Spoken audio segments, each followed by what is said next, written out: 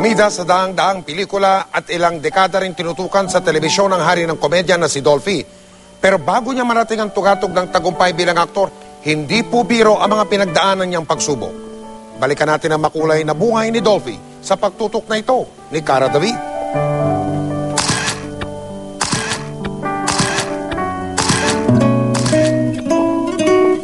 Sa loob ng 6 na dekada, nagningning ang bituin ni Rodolfo Vera Quezon Sr. o mas kilala sa tawag na Dolphy.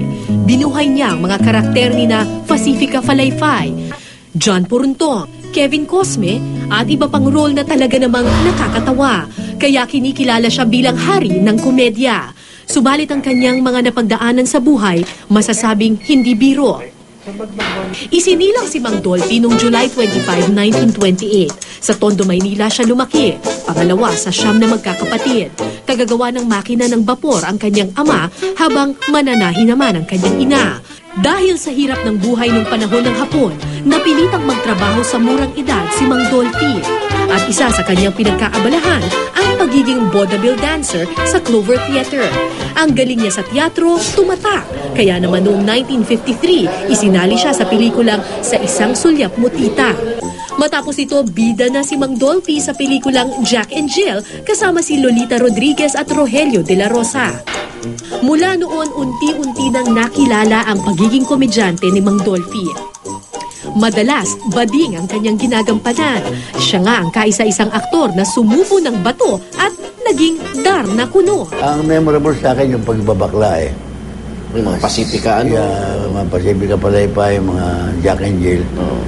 Ako nagpasimuno niya mga pabakla-bakla na yan hanggang later on dumami na magbabakla sa pelikula. Sa tinakbo ng kanyang career, lagpas 200 pelikula na ang kanyang nagawa. Pero sumikat din si Mang Dolphy sa mga programa sa telebisyon. Halos 2 dekadang tinutukan ang John and Marcia kung saan katambal niya ang namayapang aktres na si Nida Blanca. Hindi naman.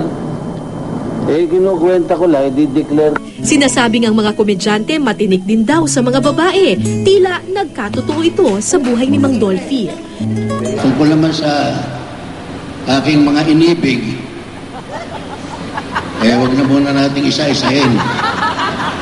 Baka tayo umagahin dito. Naging makulay ang buhay pag-ibig ng King of Comedy. One at a time lang naman ako eh. Pero pagka wala, ayan, sige na sige. Pling, pling, pling, pling. 18 ang naging anak niya sa 6 na babaeng bumihag sa kanyang puso. Pero sa huli, tanging ang divine diva na si Jaja Padilla lamang ang naging reyna ng King of Comedy. Hindi man sumabak sa politika, naging hayaga naman ang pagsuporta niya sa ilang politiko. Kabilang narito ang malapit niyang kaibigang si Fernando Poe Jr. na tumakbo sa pagkapangulo. Pero hanggang suporta lang daw talaga ang kaya ni Mang Dolphy. Hindi niya raw kasi alam ang gagawin kapag siya ang nanalo. Doon na ako natatakot baka manalo ako. Kaya ako talagang papasok ako dyan. Talagang magsisilbi ka sa bayan. Di ba? Kung mapapabayaan ko, wag na. Kahit lagpas 80 na si Mang Dolphy at sinasabing may iniinda ng karamdaman, naging aktibo pa rin siya sa showbiz. Noong 2010, muli siyang nagpatawa sa pelikulang Father Jejemon at nakuha rin niyang magdrama sa period film na Rosario. Lumabas din siya sa ilang programa sa telebisyon. Patunay na hanggang sa huling sandali ng kanyang buhay, nais pa rin niyang makita ang mga ngiti at marinig ang mga tawa ng mga taong sumusuporta sa kanya. Pag nabanggit yung pangalan mo, may ngiti ka, may iwan ng ngiti niyo. I remember Mang Dolphy, ganun-ganun. Kaysa doon sa bullshit na yan. Cara David, Nakatutok, 24 Oras.